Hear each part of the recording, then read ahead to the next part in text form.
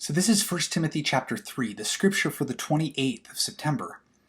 After naming his concerns about the women who had usurped leadership in Ephesus, Paul pivots to describing objectively, what are the qualifications for church leadership?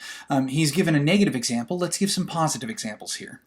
So there are two descriptive buckets that he discusses as far as categories of church leadership. And forgive me, but I'm going to start with the Greek here because I think that when we translate it, we tend to make assumptions about what the Greek means. So first he discusses who should be an episkopos.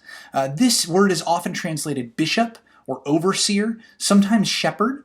But episkopos is the word that Paul uses, and you may be able to see that same root in the denomination known as the Episcopal Church. This church is described by its church governance, that it's governed by bishops.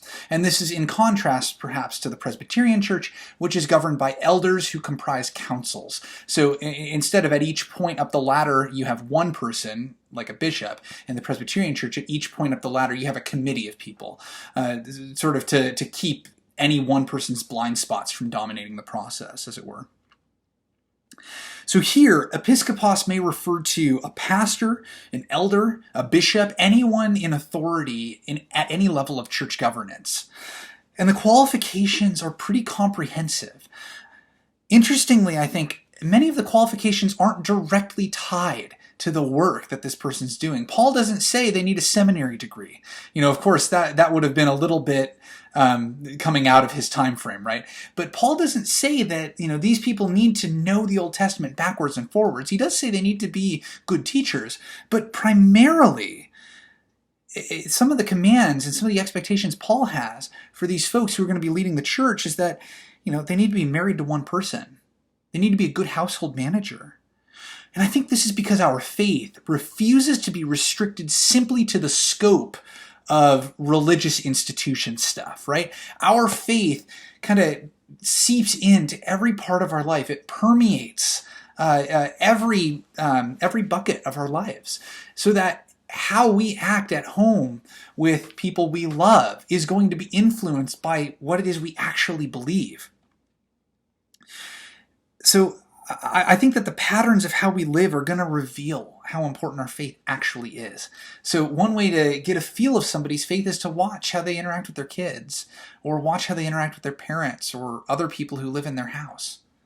Finally, the episkopos, the overseer, needs to be well regarded by outsiders. So this kind of speaks against the idea of bullhorn evangelism, is what I'll call it, where you go to the street corner and you tell people that they're going to burn in hell.